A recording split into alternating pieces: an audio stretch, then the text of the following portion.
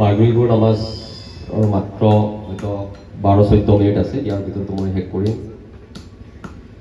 হোজাই আৰু কাৰ্বি আংলং সীমান্তৱৰ্তী অনুষ্ঠিত হোৱা চৌধুৰী বজাৰ নৱগঠিত প্ৰেছ ক্লাবৰ আজি এই অনুষ্ঠানৰ পৰিচালনা কৰা সভাপতি মহোদয়, প্ৰেছ ক্লাবৰ নৱগঠিত প্ৰেছ ক্লাবৰ সভাপতি সম্পাদক তথা সাংবাদিক বন্ধুসকল, মঞ্চত বহি থকা শিক্ষাবিদ, মুৰব্বীয়ান, সন্মুখত থকা স্থানীয় মুৰব্বী ভাই বন্ধুসকল আৰু কণ কণ ভাইটিসকল, আজি সঁচাকৈ ভাল লাগিছে। মই আমন্ত্ৰণ পাইছোঁ যে চৌধুৰী বজাৰৰ নিচিনা ভিতৰুৱা অঞ্চলত কেইজনমান শিক্ষিত যুৱকে প্ৰেছ ক্লাব গঠন কৰিছে আৰু সেই অনুষ্ঠানত মোক আমন্ত্ৰণ জনাইছে। তেওঁলোকৰ আমন্ত্ৰণ ৰক্ষা কৰি আজি উপস্থিত হৈছোঁ। চৌধুৰী বজাৰ প্ৰেছ ক্লাব নৱগঠিত প্ৰেছ ক্লাবৰ সকলো কৰ্মবিন্দুকক ধন্যবাদ জ্ঞাপন কৰিছোঁ, কৃতজ্ঞতা জ্ঞাপন কৰিছোঁ, আদৰণি জনাইছোঁ। এই ভিতৰুৱা অঞ্চলত তেওঁলোকে যি চিন্তাধাৰা লৈছে, কেইজনমান শিক্ষিত যুৱকসকলে আৰু একাংশ শিক্ষাবিদৰ লগত সংযোগ স্থাপন কৰি তেওঁলোক নৱগঠিত প্ৰেছ ক্লাব গঠন কৰিছে। তেওঁলোকৰ প্ৰেছ ক্লাবৰ দীৰ্ঘায়ু কামনা কৰিছোঁ। যিহেতু ক'ব লাগিব, আমি সংবাদ মাধ্যমৰ লগত জড়িত, যিহেতু প্ৰেছ ক্লাব, সকলো সাংবাদিক এই প্ৰেছ ক্লাবৰ লগত জড়িত হ'ব।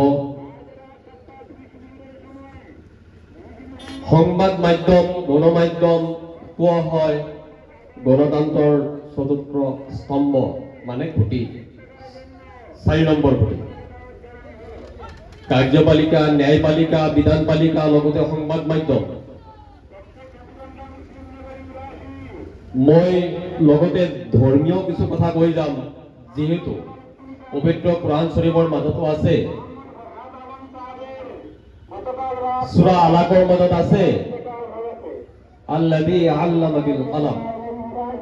আল্লাহে কোৰাণ শৰীফতো উল্লেখ কৰিছে, কলমৰ বিষয়ে উল্লেখ কৰিছে। সেই কলমৰ হতুৱাই আমি সমাজত নেতৃত্ব দিব লাগিব। চিম্পুল কথা, 1000 লিটাৰ যদি গাখীৰ হয়, গাখীৰত যদি 1 ফোঁটা পয়জন পৰে, সেই গাখীৰ আপোনালোকে খাব নেকি? 1000 লিটাৰ গাখীৰৰ ভিতৰত 1 ফোঁটা পয়জন, বিষাক্ত দ্ৰব্য দিয়াৰ লগে লগে আপোনালোকে গম পালে, সেই গাখীৰ খাব নেকি? আপোনালোকে নাখায়, কাৰণ এই গাখীৰ শুদ্ধ হৈ গৈছে, এই গাখীৰ খালে মৰিব। আৰু সাংবাদিকতা, সাংবাদিক এনেকুৱা ধৰণৰ হ'ব লাগে, আইনাৰ নিচিনা হ'ব লাগিব। সাংবাদিকৰ ওপৰত কোনোবা মানুহে যাতে আঙুলি উঠাব নোৱাৰে। আৰু যদি আমিয়ে বিষাক্ত প্ৰাণী হৈ পৰোঁ, আমাক যদি মানুহে পয়জনৰ নিচিনা ভাবে, তেতিয়া আমাক মানুহে আঁকোৱালি নলয়। চিধা কথা, জুবিন দেশৰ মানুহে আমি চিধা কথা, যিহেতু জুবিনে চিধা কথা কৈ ভাল পাইছিলে। আৰু যিকোনো কথা, যিকোনো ৰাজনীতিবিদক, আনকি মুখ্যমন্ত্ৰীকো সমালোচনা কৰিবলৈ তেওঁ কণ্ঠপাত কৰা নাই। গতিকে আপোনালোকে যিকোনো দুৰ্নীতিগ্ৰস্ত ব্যক্তি, দুৰ্নীতিগ্ৰস্ত বিষয়া হওক বা উচ্চপদস্থ দুৰ্নীতিগ্ৰস্ত বিষয়া হওক, তেওঁলোকৰ বিৰুদ্ধে মাত মাতিবলৈ হ'লে আপোনালোকৰ কলমৰ শক্তি থাকিব লাগিব। আৰু যদি আপোনালোকৰ ভিতৰত যদি 2 নম্বৰী থাকে, কৰাপশ্যন থাকে, তেতিয়া আপোনালোকে কেনেকৈ কথা পাতিব? উল্টাহে হ'ব। গতিকে যুৱ সমাজ, যেতিয়া শিক্ষিত সমাজ আগবাঢ়ি আহিছে, সেইকাৰণে মই এই প্ৰেছ ক্লাবৰ মিটিঙত মই উপস্থিত হৈছোঁ। যিটো ভিতৰুৱা অঞ্চল, আমি সংবাদ মাধ্যমত বাতৰি কৰাৰ সময়ত আমি চৌধুৰী বজাৰ, হোজাই আৰু কাৰ্বি আংলং জিলাৰ চৌধুৰী বজাৰ দেৱস্থান আমি অতি দুৰ্গম অঞ্চল বুলি কেতিয়াবা লিখিছিলোঁ। আজি সেই দুৰ্গম অঞ্চল নাই। আজি যাতায়াতৰ ব্যৱস্থা যথেষ্ট উন্নত হৈছে, যথেষ্ট অগ্ৰগতি হৈছে। গতিকে আপোনালোকে ইয়াৰ নেতৃত্ব দিব লাগিব। আপোনালোকে শিক্ষিত সমাজ, কলম ধৰিব আহিছে। পূৰ্বে দেখা গৈছে আমাৰ শিক্ষাবিদে ধুনীয়াকে ভাষণ প্ৰদান কৰিছে। এটা সময়ত আজিৰ পৰা 20 বছৰ পূৰ্বে শিক্ষক সমাজ, কলেজৰ প্ৰিন্সিপাল, অধ্যাপক, হেডমাষ্টাৰ, অধিবক্তা, তেওঁলোকে কি কৰিছে? প্ৰবক্তাসকলে তেওঁলোকে সংবাদ মাধ্যমৰ লগত জড়িত আছিলে। যেতিয়া এই চৰকাৰে এই শিক্ষকসকলক নাকি লগালে যে তেওঁলোকে একেলগে সংবাদ মাধ্যম তথা শিক্ষকতা কৰিব নোৱাৰিব, তেতিয়াৰ পৰা তেওঁলোকে লাহে লাহে সংবাদ মাধ্যম এৰিবলগীয়া হ'ল।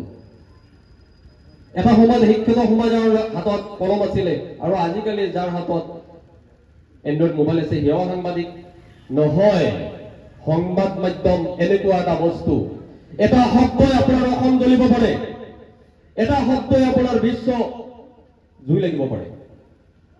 আৰু সংবাদ মাধ্যমৰ কাৰণে বৰ্তমান সমাজতন্ত্ৰ সুন্দৰভাৱে চলি আছে। যিটো সংবাদ মাধ্যম নাথাকিলেহেঁতেন যি ইচ্ছা তাকে কৰিলেহেঁতেন।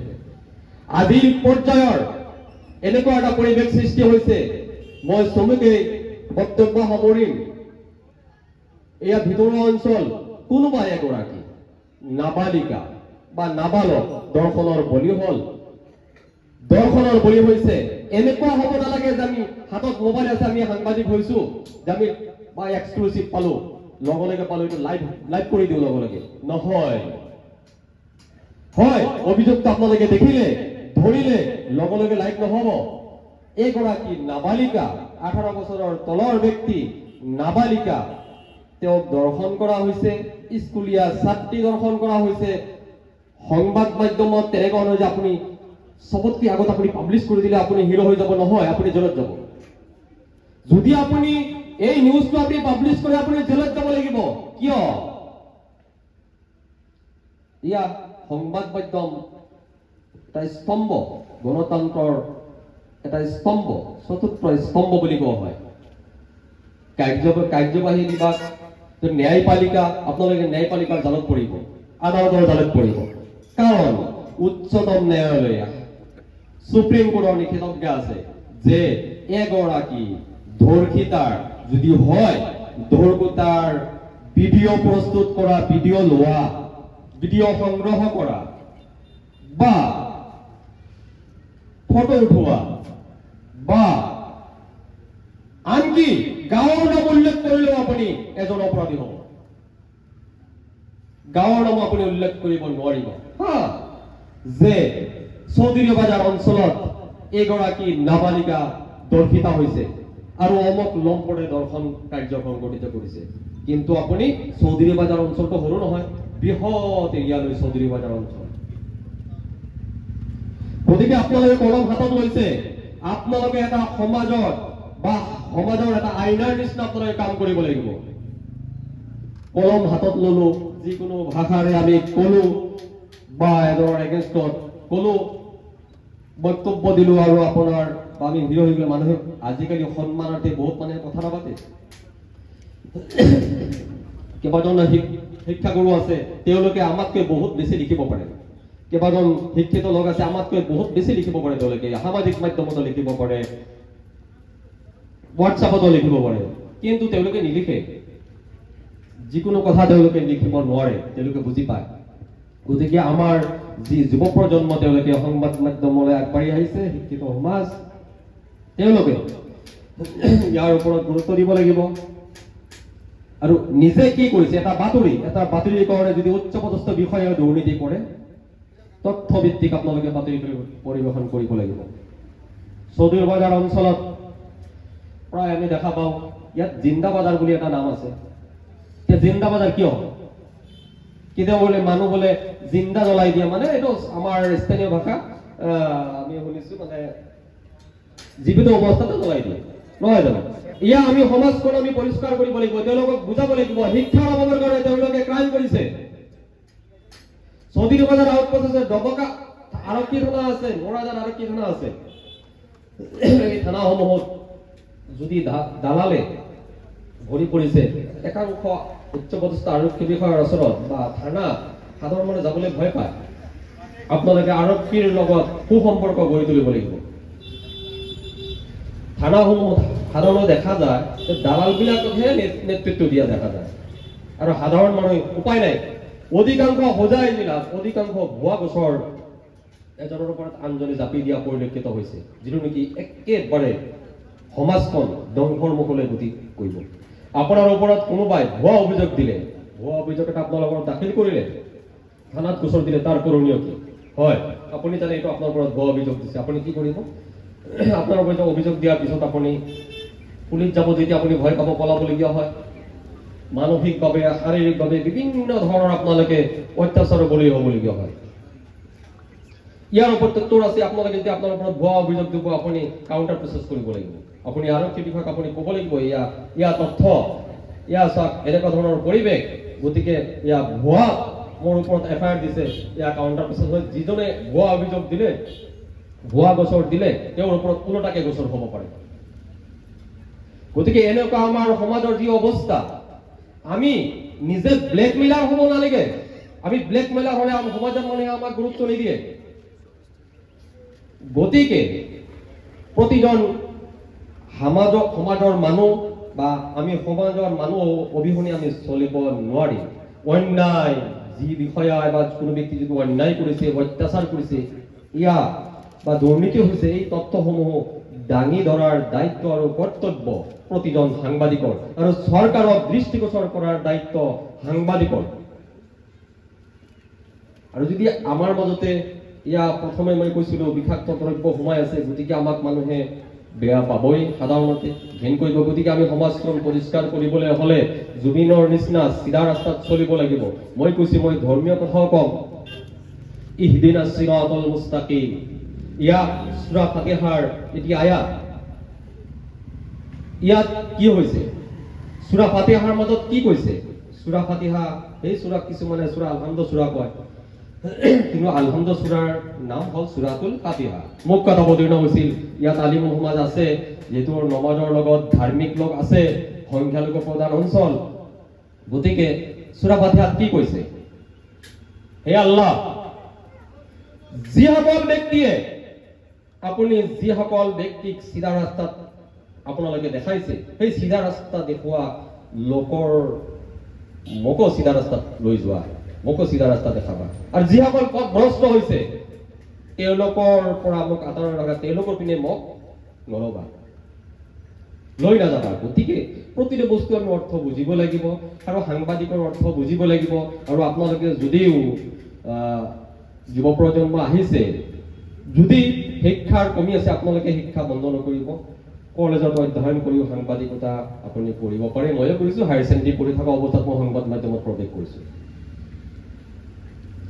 কম বয়সতে মই সংবাদ মাধ্যমত প্ৰৱেশ কৰিছোঁ জানি বুজি ভুল কৰা আৰু ইচ্ছাকৃতভাৱে ভুল কৰা মাজত দুটা পাৰ্থক্য আছে মই যদি ইচ্ছাকৃতভাৱে ভুল কৰিছোঁ মই যদি ইচ্ছাকৃতভাৱে দুৰ্নীতি কৰিছোঁ এই দুৰ্নীতি মই যদি ইচ্ছাকৃতভাৱে কোনোবাক অত্যাচাৰ কৰিছোঁ কাৰ বিৰুদ্ধে ষড়যন্ত্ৰ কৰিছোঁ এই ষড়যন্ত্ৰকাৰী যেতিয়ালৈকে যাৰ বিৰুদ্ধে আমি ষড়যন্ত্ৰ কৰিছোঁ সেই ব্যক্তিয়ে যদি ক্ষমা কৰি নিদিয়ে আল্লাহেও ক্ষমা নকৰে ই আল্লাহৰ হাতত পাৱাৰ নাই জাষ্ট ফৰ এক্সাম্পল আমি দুজন সাংবাদিক আছো কোনোবা এজন ৰাজনীতিবিদ ক'লে এনেকা ধৰণৰ এটা পৰিৱেশ সৃষ্টি কৰিব লাগে ব্লেকমেইলিং কৰিব লাগে পোষ্টাৰিং কৰিব লাগে টোটেলি ব্লেকমেইলিং এই মানুহজন চিধা মানুহ গমেই নাপায় তেওঁৰ বিৰুদ্ধে বা কোনোবা এজন ষড়যন্ত্ৰকাৰীয়ে কোনোবা ভাল মানুহক ফচাবলৈ ঘৰত ড্ৰাগছ থৈ দিলে এজনে মাৰ্ডাৰ কৰিলে আনজনক মাৰ্ডাৰ কৰা বুলি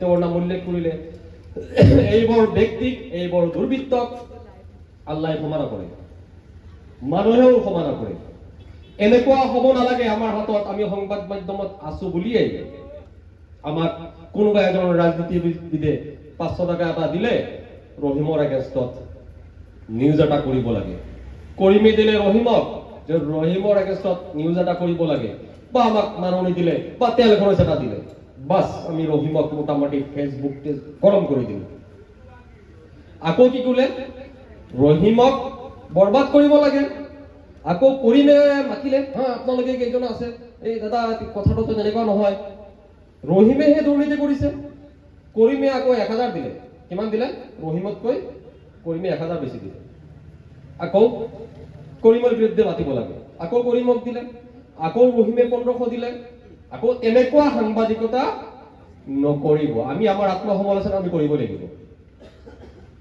বৰ্তমান ধানৰ যুগ আছে যুগ চলি আছে সময় চলি আছে কৃষি প্ৰধান অঞ্চল কৃষকে কিমান টকা পালে পূৰ্বৰ বক্তাসকলে সুন্দৰভাৱে বুজাই দিছে গতিকে এনেকুৱা সৃষ্টি হ'ব নালাগে যে আমাক মানুহে ভয় পাইছে আৰু আমাক ভয় পায় নিৰপৰাধী মানুহে আমাক ক'বলৈও টান পাইছে।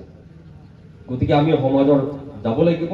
ৰাস্তা ঘাট বেয়া হ'লে বাল্য বিবাহ সংক্ৰান্তত আপোনালোকে মিটিং পাতিব, সমাজৰ নেতৃত্ব দিয়া ব্যক্তিসকলক মিটিঙত মাতিব, আৰক্ষী বিষয়াক মিটিঙত মাতিব। আপোনালোকৰ যদি চৌধুৰী বজাৰ ভিতৰুৱা অঞ্চলত, সাধাৰণতে হোজাই জিলাৰ ভিতৰত হয়তো চাগে মৰাজাৰ অঞ্চলত, যেহেতু মৰাজা চৌধুৰী বজাৰ আউটপোষ্ট উপ আৰক্ষী চকী, যেহেতু মৰাজা হ'ল আৰক্ষী থানা, ইয়াত গোচৰসমূহ কোনোবাই দিয়ে, যদি FIR দিয়ে গোচৰটো ৰেজিষ্টাৰ হ'ব মৰাজা আৰক্ষী থানা। গতিকে বহু ক্ষেত্ৰত দেখা যায় ভুৱা গোচৰ ৰেজিষ্টাৰ হয়। আপোনালোকে সমাজৰ মানুহ নেতৃত্ব লৈ আৰক্ষী বিভাগৰ ওচৰত যাব। যিসকলে দালালি প্ৰথা কৰে তেওঁলোকে আপোনালোকে চিনিয়ে পাব। গতিকে কিছু ক্ষেত্ৰ আছে আমি এইবোৰ মানি চলিব লাগিব। আৰু মুৰব্বীসকলৰ পৰা যিসকল শিক্ষাবিদ আছে, শিক্ষাবিদসকলৰ আপোনালোকে পৰামৰ্শ ল'ব, পৰামৰ্শ লৈ আপোনালোকে আগবাঢ়ি যাব। আৰু আপোনালোকৰ এই চৌধুৰী বজাৰ অঞ্চলৰ যি যুৱচাম আগবাঢ়ি আহিছে, শিক্ষিত সমাজ, আপোনালোকে মুৰব্বীসকলে সহযোগ কৰিব, প্ৰেৰণা দিব। আৰু ময়ো তেওঁলোকৰ উত্তৰোত্তৰ কামনা কৰিলোঁ, দোৱা কৰিলোঁ। মাগৰিবৰ নামাজৰ সময় হ'ব।